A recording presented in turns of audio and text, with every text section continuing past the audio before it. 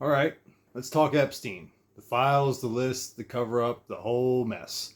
I know a lot of you can't stand when I criticize Trump, but stick with me here. I'm going to round this out on a positive note, or try to anyway.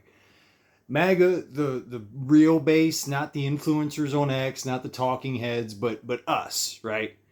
We feel betrayed. From Iran and Ukraine to that big beautiful bill, and now Epstein. This is not the 2025 we pictured. For years, we were promised the Epstein files would blow the lid off the elite, names, client lists, blackmail tapes, the works, right? Trump's in office, and we thought this is it. He's going to drain the swamp for real this time. But what did we get? Nothing. The DOJ under Pam Bondi drops a memo. No client lists, no new evidence. Epstein killed himself. Case closed. That's it, right? The FBI, led by Kash Patel, the guy that we trusted, backs this up. No bombshells, no names. I don't even know why we're talking about this. Are we still talking about this guy?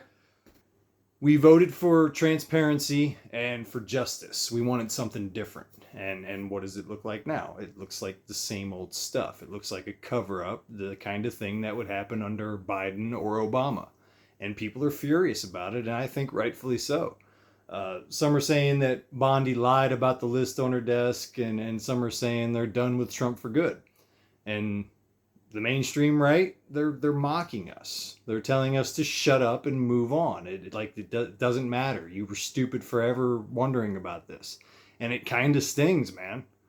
Now, you know me. If you don't know me, I'm about to tell you, I'm a contrarian.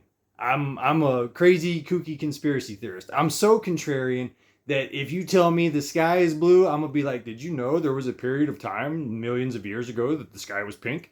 I can't help it. So I gotta ask, what if this isn't a betrayal? What if it's a strategy? Hear me out. So let's imagine, if we will.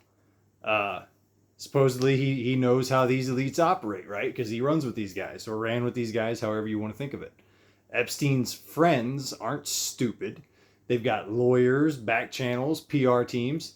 If Trump dropped half-baked files, went in guns blazing, rushing this whole thing, they'd lawyer up, shred evidence, vanish to some island, and nobody could touch them. Some would argue that's already been done and it happened almost 20 years ago. So what if the play is stay cool, say there's nothing to see here, and let these guys think that they're safe? They get sloppy, they send an email, they brag to the wrong guy, they slip up, they just start showing up in public a little more freely again. And when they think the heat's off, that's when the hammer drops with the real evidence that they've been building quietly this whole time. You know, Trump's kind of done this thing before where he says one thing and then he does another. It kind of keeps people guessing. That's supposed to be the strategy, right? Now, I'm not saying that this is necessarily what's happening for sure. There's no hard proof of apparently anything. And that's why people are frustrated. And, you know, maybe Trump is playing 17D chess, like people keep saying. I suppose it'd be nice to see something, but if that's the strategy, then it makes sense. But it feels like who's he fighting for right now? Because personally, it doesn't feel like he's fighting for me, and I know a lot of other people that don't feel like he's fighting for them. It looks like the same old swamp protection racket we've been screaming about for years. And let's be real. Would anybody even be surprised if that were the case at this point? So here's where I'm at with it. Never stop asking questions. Never give up on this. Do not be like Charlie Kirk and Ben Shapiro and just decide to wash your hands of it and we're just going to trust the government. We totally trust the government to just do what they say they're going to do.